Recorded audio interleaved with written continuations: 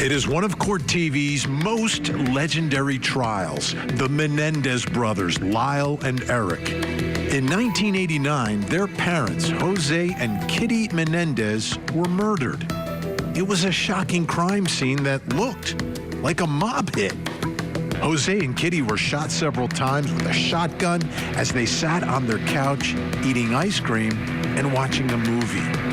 At first, Lyle and Eric were treated as victims. But when their therapist's ex came forward with information that the brothers had confessed during therapy sessions, everything changed. Eventually, the brothers were charged. At trial, they claimed to be the victims of sex abuse and violence. The first jury could not reach a unanimous verdict, and there was a mistrial. But when they were retried, they were convicted and sentenced to life without parole. Tonight, the brothers have a new advocate who is calling for them to be released from prison, Rosie O'Donnell. Rosie has spent time with them and recently released an interview with Lyle on her podcast. And tonight, Rosie O'Donnell joins us live for the hour as we investigate the Menendez brothers' murder convictions. I'm Vinny Politan. Great to have you with us here in Closing Arguments. This is going to be an extremely interesting hour, so I hope you can stay with us as we take a look at one of Court TV's most legendary trials. Right now, by the way, it is streaming on our other channel, Court TV Legendary Trials. I'm talking, of course, about the Menendez brothers. When Court TV was born many moons ago in the early 90s, this was really, before O.J. Simpson, this case was the first case that really caught fire nationally and really, to a certain extent, polarized many people on what they thought of these defendants, of these accused murderers. And the way the public was polarized, the same thing happened in the jury room in their first trial.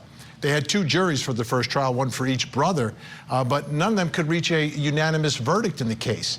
And they were retried and they were convicted. But the part of the trial that caught everyone's attention and really stirred up the debate was, were they or were they not victims of sexual abuse?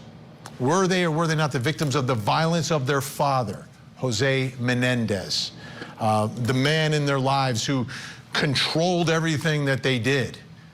Was he the monster that they were describing in the courtroom, or was it two spoiled kids who had all this money in the world but wanted access to all of their parents' money as well, who were just spoiled and in an act of greed murdered their parents so they could enjoy the money without all the hassle of having a mom and dad? I mean, that was what the debate was. Ultimately, they were convicted, and of course, there were a lot of interesting legal issues in the case. So there were appeals upon appeals, but they've lost all those appeals. There's no appellate court to go to at this point. But it's not over until it's over in these cases. Whenever there's a conviction, we've seen it happening in California with Scott Peterson, allegations of new evidence, trying to get a new trial. Well, that's the allegation here as well, is that there are new things that if the first jury or first juries heard, may very well have changed the absolute complexion of the trials. It may have changed the verdict.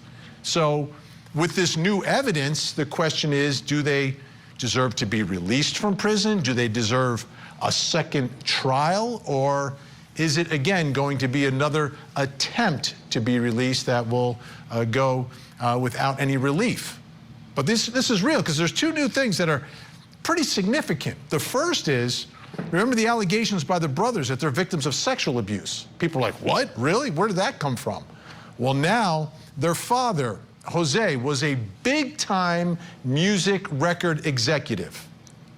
And one of the groups that was on his label was Menudo, which is for those of you who don't know Menudo, young boys from Puerto Rico. Ricky Martin was a member of the group originally.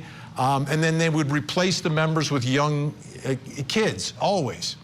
One former member of that group says that he was sexually assaulted and raped by Jose Menendez. brand new information, brand new revelation. No one knew about this at the time of the trials. Would that have changed the jury's mind? Also, a letter that was written by Eric Menendez to his cousin has now been uncovered. It's been uncovered for a couple of years, but it was nowhere to be found at the time that these cases were tried. And in this letter, Eric alludes to being the victim of his father.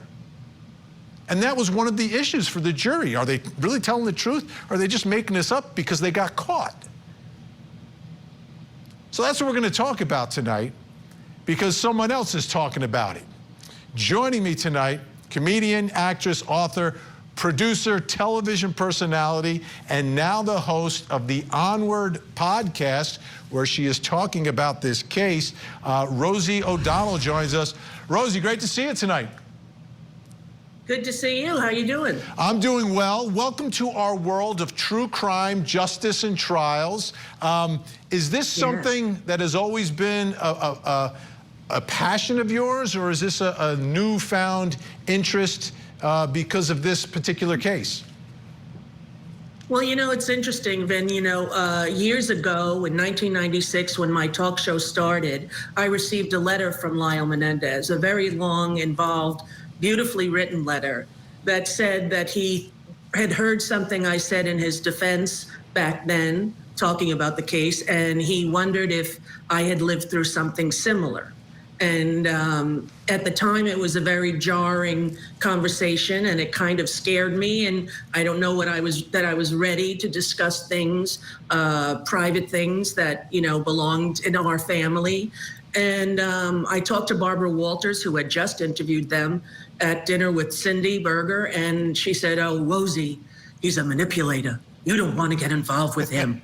And so I never wrote him back, and I always felt guilty about that. But I'm not somebody who gets involved in true crimes. I don't listen to the Serial or, you know, all of those things. And like you were saying, Scott Peterson, I have no understanding or never had any interest in that case. But the Menendez brothers, watching them on trial, in their first trial, when they were allowed to have a defense, when they had 51 witnesses in their defense, and the DA didn't win because there was a hung jury.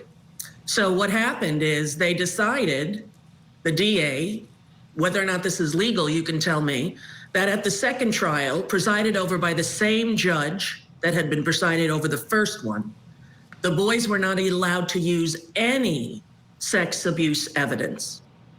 How is that fair? So it's like the DA lost fairly, and then they changed the rules, and they stacked the deck, and they didn't allow them to have their own defense.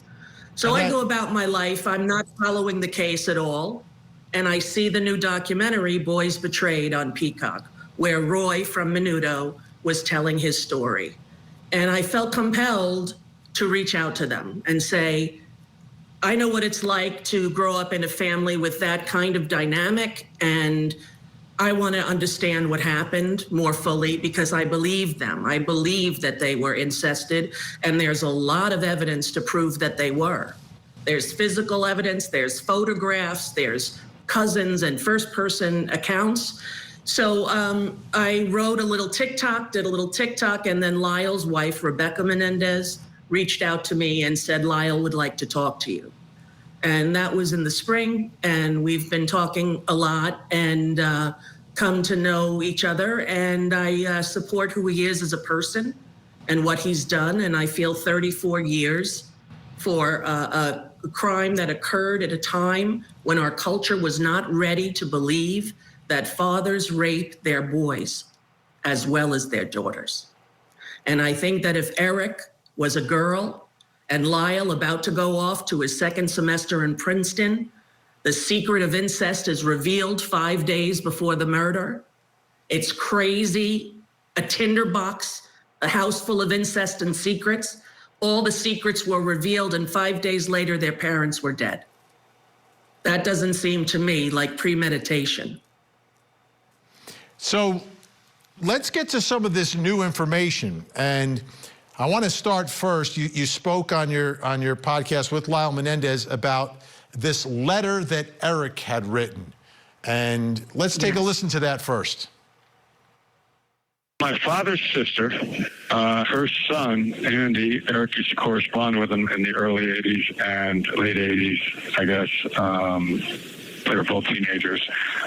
And she found a letter that Eric wrote that had been in storage for 25 years. It wasn't about directly all about the sex abuse, but referenced it pretty graphically. And so, amazingly, she did not actually give it to anybody, my attorneys or anything. She gave it to Barbara Walters for a show because she just didn't think there were even any appeals going on. And, and so much time had passed by, she just didn't think about it. But eventually we saw it on that show. People investigated and realized that it was a letter that no one had found, had not been presented at trial, had been in storage for 25 years because her son had died in 2003. So she just packed everything up. And so it's very powerful evidence because it was written 8 months prior to my parents' death. And that's the significance. You're talking about corroboration, right? You're alleging something. Did you say anything about it before the killing? And he did. Let's put it up here. We have a piece of that letter. This is from Eric Menendez to his cousin, Andy. It's still happening, Andy, but it's worse for me now. I can't explain it. He's so overweight that I can't stand to see him. I never know when it's going to happen, and it's driving me crazy. Every night I stay up thinking he might come in. I need to put it out of my mind. I know what you said before, but I'm afraid. You just don't know Dad like I do. He's crazy. He's warned me 100 times about telling anyone, especially Lyle. Am I a serious wimpus? I don't know if I'll make it through this. I can handle it, Andy. I need to stop thinking about it. And that's Andy Cano, his cousin. And Rosie, this is corroboration. This is like when someone is sexually assaulted and they cry out to somebody, to a witness. I mean, it's him himself writing this letter to his cousin Andy, who testified at the first trial. Correct. And this evidence really follows their story and their truth and what I believe to be the truth of the case. That here was a family and Lyle was sexually abused by the father until he was 8. He told a cousin who was 18.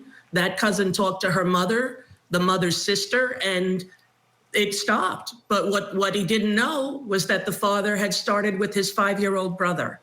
And it went all the way up until Eric was about to leave for college. He got into UCLA or USC, I believe. And his father said, "You're not allowed to live in the dorm." And he started to cry. This is right after Lyle came back from Princeton with his mother, where they set up his off-campus apartment for him to start his second term. His life had sort of begun on the East Coast. He was a tennis player. He was set to start his life. They tried to indict them on the concept that they did this for money, but there was not enough evidence to do that. So when the second trial came about and they were stripped of their defense, yes, they were found guilty at a district attorney that was looking for a guilty verdict. Now, the other revelation you've alluded to, but I want to play a piece of your interview with Lyle talking about this revelation that one of the members of Menudo, the group that was on Jose's record label, he was an executive at RCA. Take a listen. I did not know Roy and didn't know the fact that he had been raped by my father and was another victim. Came out through a documentary investigation they were doing on the band separately from anything related to Eric and I. So, and there's a picture of Roy who's making these allegations. So, Rosie, with this petition that is being made, there's different ways a judge can react to all of it, right? Can dismiss it outright and say there's nothing here. But if the judge believes there is something here, what should what should be next? What should the process be? And you may or may not know I'm a former prosecutor, right? So that's the way I see the world. Yes, my concern is the truth. And I argue all the time that we shield the jury, whether it's stuff about the victim or stuff about the defendant, we shield them a little too much. And in this case, we were shielding them from what the allegations against the victim. All this stuff to me is very, very relevant for a jury. But you're thinking he should be released as a result of this or get a new trial as a result of this? I would hope, Vin, that he gets sentenced, he and his brother. The first question that Lyle answered on the stand was, "Are you responsible for the death of your parents?" And his answer was yes. They were young. They were 21 and 18. when this happened, and this was years and years and years of being built up, and they had no choice in their mind, the mind of a tortured and abused, sexually incested boy, that he was made the only choice that felt safe to him. He felt he was going to be killed by the father, and the father had threatened that to him, had said, if you tell Lyle, I'm going to kill you, Eric. They were not only horrific sexual deviants, but there was, pins put in their body, in their thighs, in their penis. It was horrible, horrible, torturous abuse that they suffered for the first 20 years of their life. Yes, they were rich, but that doesn't change everything. It doesn't change an incestuous household and the tension within there at the unspoken secrets. So you've got two people who've been convicted of murder. The ultimate sentence, they've had all their appeals. The appellate courts have not found any reason to send it back. So this is new evidence, which does kind of open the door a little bit at this point. And you're saying re-sentence these two. Yes, that they should be sentenced for manslaughter, which if they had had those charges, they would have been out 10, 20 years ago. Oh, absolutely. They've been in 34 years. 34 years. Yes, they were abused the first 20 years of their life in horrific ways, and they've been imprisoned for the next 34 years of their life. These men at 55 and 53 have never known freedom. They have never had a day of violence before that night, nor the 34 years following. Neither of them. And Lyle is one of the most respected inmates there in San Diego and in all of the California system, truthfully. He's gotten his college degrees. He's started organizations for sexually abused inmates. He's started the beautification project of the prison system based on the Norwegian system that he studied. He's a brilliant, kind, and loving man, and he knows what happened to him, and I think for victims all over the world, freeing the Menendez brothers would free them as well, emotionally and spiritually. So I guess the question is, and I don't know if a judge is ever going to take that leap. I mean, it could happen, but bring in the mother, have perhaps some level of a hearing to at least test the veracity of the allegations by Roy from Menudo.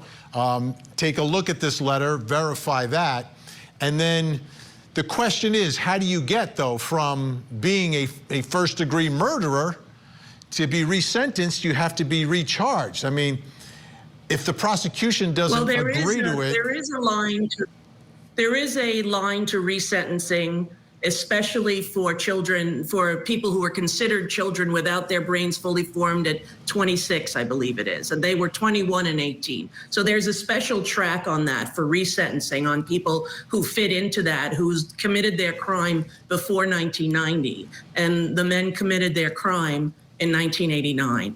So they are, available for this new track that is now on the books. And I'm hoping that the district attorney realizes that as a culture, we're not ready to accept the truth of what the Menendez brothers told us about our country and child sexual abuse. We were unwilling to believe it. And now as a nation, we have to right the wrong.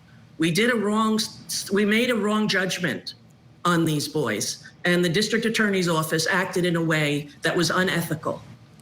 And in my opinion, unconstitutional. But as you said, they have had their time. But times have changed now. People with the sex scandal. I agree with you there, 1,000%. You put these facts in front of a jury today, it's a different ballgame, which is what I would suggest as a prosecutor. Listen, if there's new evidence, I want the truth to come out, and I want a jury to judge those facts and judge that truth and decide what this means. Rosie, but there's a question whether or not a trial 30 years later, with some of the people no longer alive, the witnesses, would that be the best way, and how much it would cost? And there are 30 members. I don't believe in the price for justice, though. Like, the price for justice is what it is, right? I mean, we want the truth to come out. Right, but there's another avenue. There is another avenue for people who have served 34 years of their life in prison if there is new evidence that would have changed. And to say there is another sexual assault victim would have done a lot towards believing these boys back then. Oh, yeah. And I believe that Roy Rosello is a hero, and that I hope that other members of any group that Jose Menendez was responsible for will come forth, including all the former Menudo members. Rosie O'Donnell staying with us. I'm not letting you go, Rosie. When we come back, we're going to talk about some of the evidence that prosecutors presented in the case, and how does that jive with everything that we're hearing now, plus coming up next hour. In Saratoga County, New York, it was a miracle. 9-year-old Charlotte Cena, abducted early Saturday night from a state park, is found alive and healthy on Monday. And tonight, we have the latest from the family, details of the investigation, and our first look at the suspect. You're able to track down the location of Charlotte through technology. But ultimately, it was the 2 SWAT teams, 1 federal, 1 state, that landed in helicopters in Boston Spa to rescue Charlotte. Still pretty overwhelming, because all of us feared the worst. Florida father accused of locking his son in a box in the garage with a bed, a bucket, and a camera. He was locked in a room for hours at a time. Police say this abuse went unnoticed for years. There are ring videos that the state provided of the child lying. He faces up to 40 years. I'm not sure they're going to be able to justify it. What's going on in this house? The Boy in a Box trial. Live coverage weekday mornings at 8/7 Central on Court TV.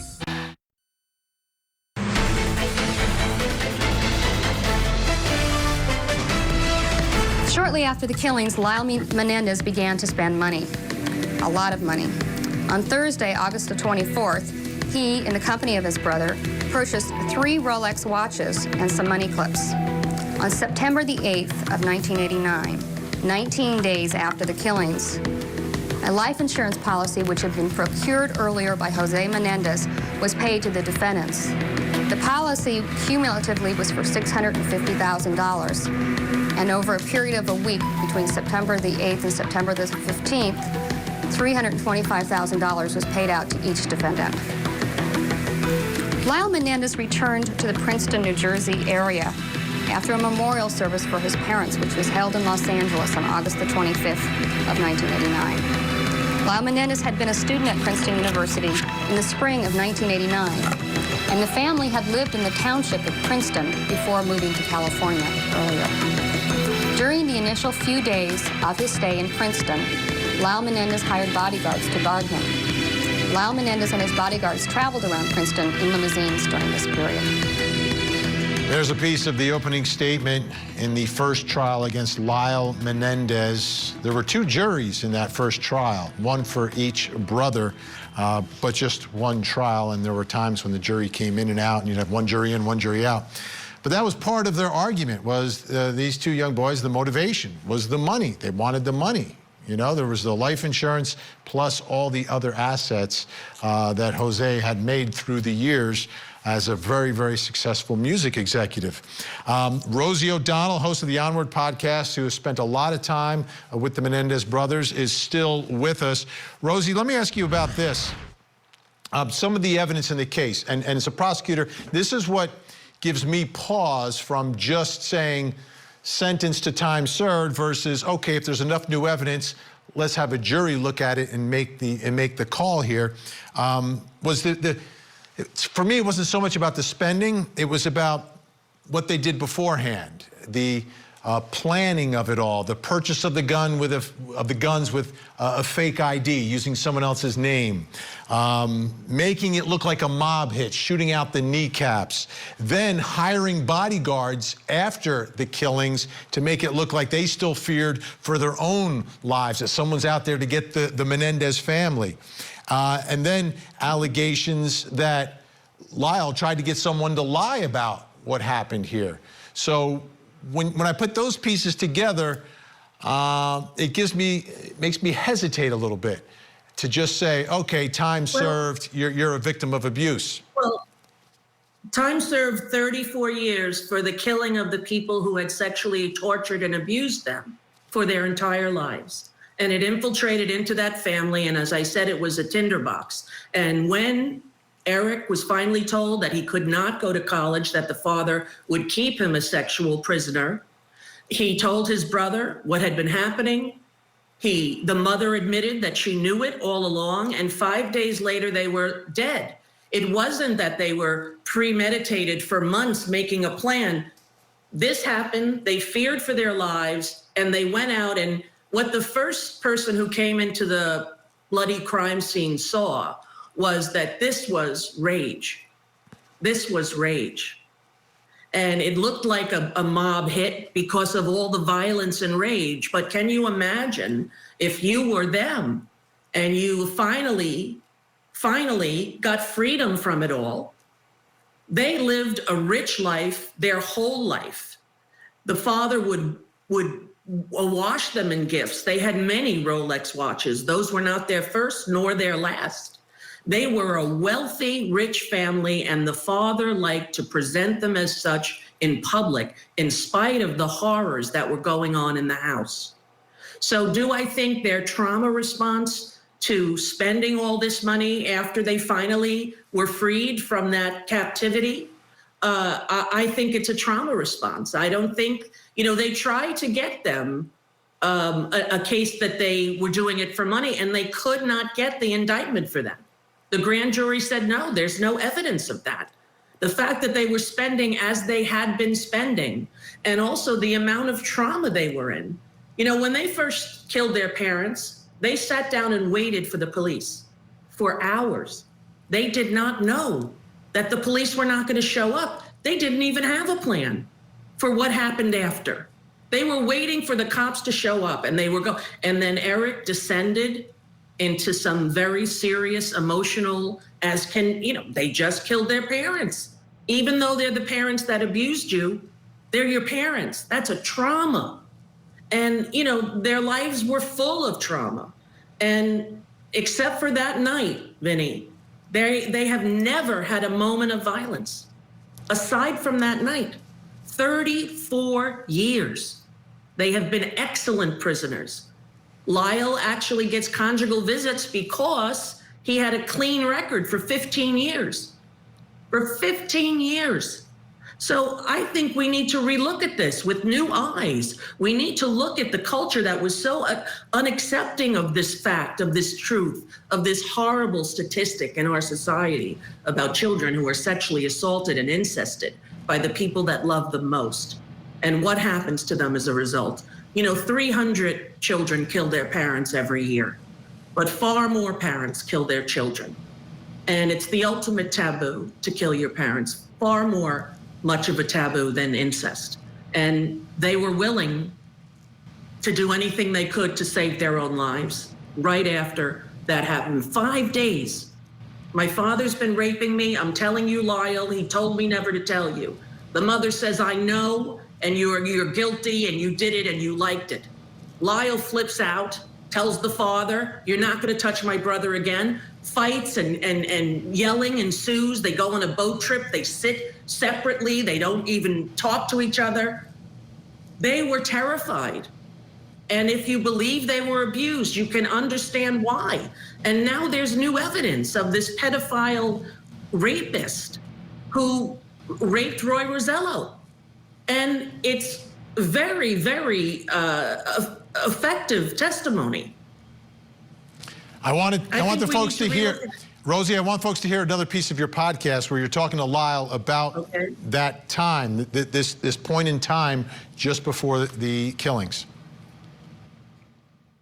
My brother was hoping that he would get out of this situation he was in with his father, where he was you could call it he was in a sexual relationship with his father. Obviously, we know that would be considered like rape and abuse. It had been going on for a decade or more. And he thought he was going to be able to live on campus at UCLA, where he was going to be starting school that September. And when he was informed by his father that that wouldn't be happening, he was going to have to stay at home. My brother knew that meant the abuse was going to continue. There was really no way out. And he began to feel suicidal. And then he knew that I was about to leave back to school in New Jersey on the other side of the country.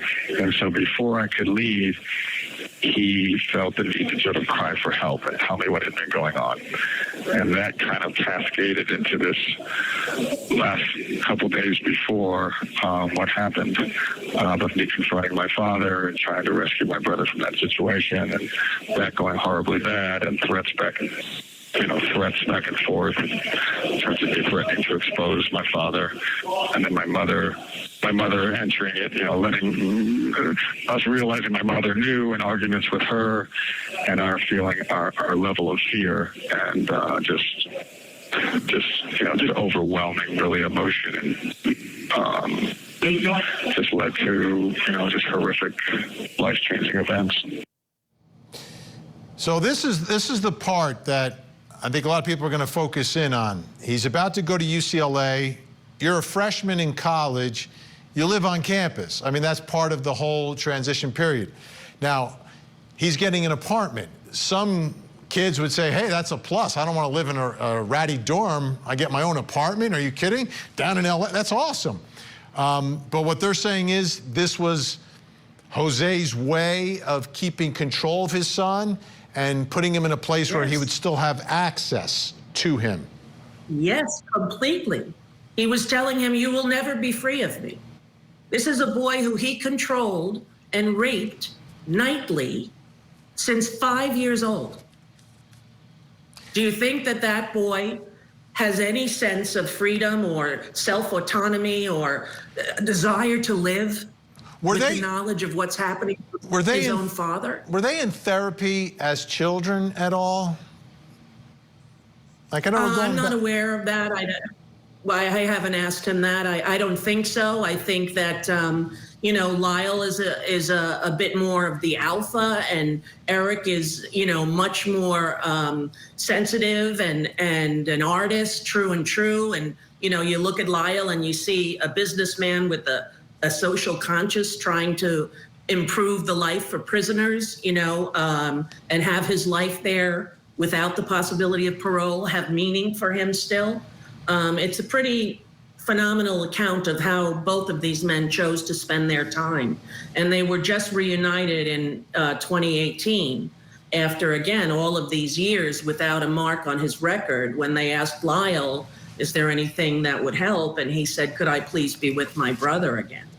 And so they reunited them in 2018, and they've been living together ever since then in the same block of the cell. They did live together for a while, but now they're right next door to each other in the cells. And to separate them, first of all, was cruel and unusual punishment. I mean, there are people in prison who go with their mothers and daughters. When I went to visit another person I knew in jail, I said, who is, oh, that's my mother and mother and daughter. They both were selling drugs for their boyfriends. So there are people who have life and long sentences who are related, who spend time together, but they seemed to want to separate them for the public thirst for revenge and cruelty. And they separated them for many, many years. And it's a beautiful thing that they get to be around each other again. All right, Rosie O'Donnell is with us, folks. Onward podcast, incredible interview with Lyle Menendez, gives you great insight. When we come back, we've got a few more questions. Plus, we'll take a listen to some of the testimony of the Menendez brothers from the first trial.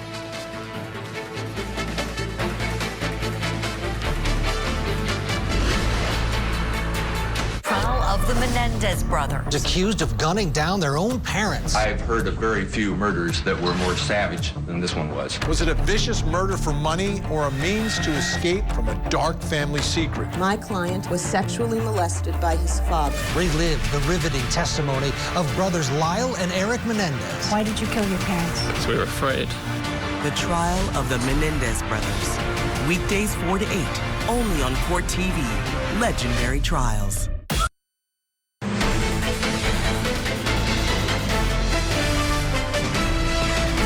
between the ages of 6 and 8, did your father have sexual contact with you?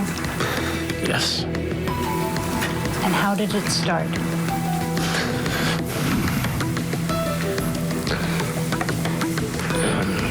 Just started with, after sports practices, he would massage me. And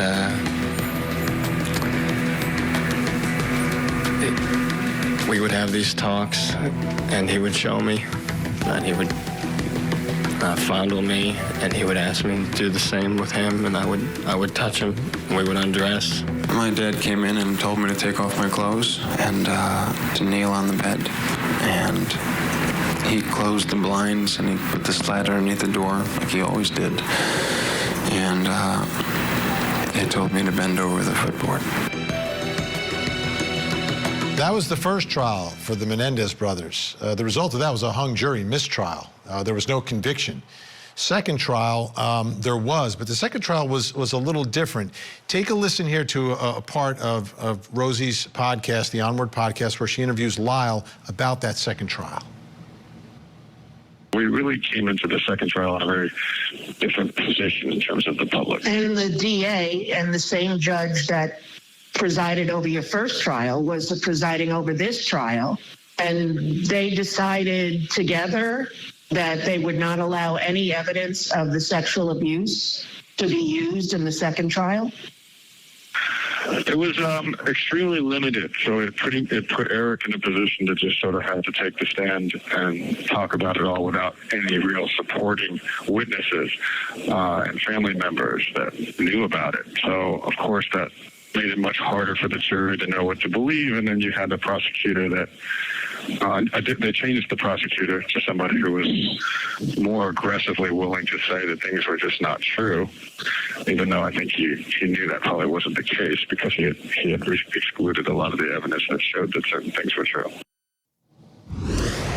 So, Rosie, that second trial, completely different. That's one where court TV cameras were not permitted inside, so the nation didn't get to see it. And I always get a little skeptical when that happens, right? You allow cameras, and all of a sudden you don't allow cameras. And to me, transparency is... And you don't allow a defense. And you don't allow a defense. That was their defense. They had proof. They had witnesses, 50-something witnesses, and they decide at the second trial because O.J. Simpson they lost, the riots in L.A., there was a lot of need to get a conviction. And so they stacked the cards, they loaded the deck, and they told them, you can have no defense. You can have no defense. Let's go. You're guilty for life. Get out. Yeah. And that was 34 years ago. And times have changed, and people need to reframe what happened to those boys. Well, I want to talk about the road. Rosie, I want to talk about the legal road. I read through the papers that were filed by Mark Garagos, and to me, it really comes down to this thing called imperfect self-defense, because that's what Mark is arguing for the Menendez brothers, is that it's not self-defense, but it's imperfect self-defense, which would equal voluntary manslaughter, which means they have maxed out in the time. So I just want to put up on the screen so people understand what imperfect self-defense is. In the California model jury instructions, the defendant acted in imperfect self-defense or imperfect defense of another, which is what Lyle would be doing for Eric, if the defendant actually believed that he or she was in imminent danger of being killed or suffering great bodily injury.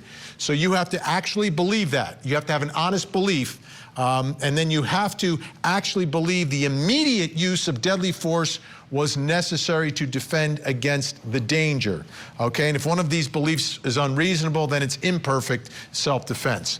So it doesn't have to be reasonable. It can be unreasonable belief, but it has to be an honest belief by Eric and Lyle that there was imminent danger. Here's the question I have, though, Rosie, and this is what bothers me also about this case, is there's Jose Mendez, right? He's clearly the lead abuser, the physical force. If they kill Jose, what imminent, immediate danger would Kitty pose to Lyle or to Eric at that point? If Jose is taken out, aren't the boys at that point, wouldn't they have a belief that they would be safe from any imminent danger? And that's the part that bothered me, was the double murder. Yeah, well, you have to question, Vinny, whether or not the years of abuse and the mother choosing her husband over her sons, her little first grade school sons, 8 years old, saying, "Daddy does this to me," through a cousin. And somehow it stopped for Lyle, and he thought it stopped in the family, but come to find out 5 days before the murder that it did not. The mother knew, and she also was inappropriate sexually with Lyle when he was a young teenager. And she was participatory, and that's really their story, and it's in the evidence, and on court TV, you can watch the whole trial, the first trial, where they actually were allowed to have a defense and decide for yourself whether in that rage, in that tinderbox of "Dad is gonna kill us," they went in, and that's what happened that night. Somebody was gonna die, and it ended up horribly, their parents. And it's a hard thing to swallow. It's a hard thing to sit through and feel as though you're condoning it. I'm not condoning it. I'm not excusing it, but I am trying to explain it to people who maybe have never experienced that kind of emotional abuse that comes to everyone in the household when incest is occurring. So, Rosie, before we run out of time, first of all, thank you for the promo you just did for Court TV. That's always appreciated. How about the level of optimism, because you've spent time with them at this point with this new information, new papers that have been filed, Mark Geragos on the case, how would you gauge their level of optimism? I think it's the first time in 34 years that they really felt as though they have an opportunity to get out of there. Imagine at 21 and 18, somebody telling you life without the possibility of parole. You are in there forever. Your life as you know it is ended. And there's no way out of a life without sentence. It's very hard to get out of a life without sentence. But new evidence and a writ of habeas allows us the means to look at this case and to decide whether or not we as a culture didn't believe these boys telling a truth we weren't ready to handle as a nation. Rosie O'Donnell, great to see you. We appreciate your time. The Onward podcast, you can hear the whole interview with Lyle. It is fascinating stuff. And anytime you want to step into the world of true crime, justice, and trials, Rosie, you're always welcome. Well, thank you so much, Vinny. It's very nice to meet you on here, and I appreciate your continuing coverage of this case. All right. Thanks so much.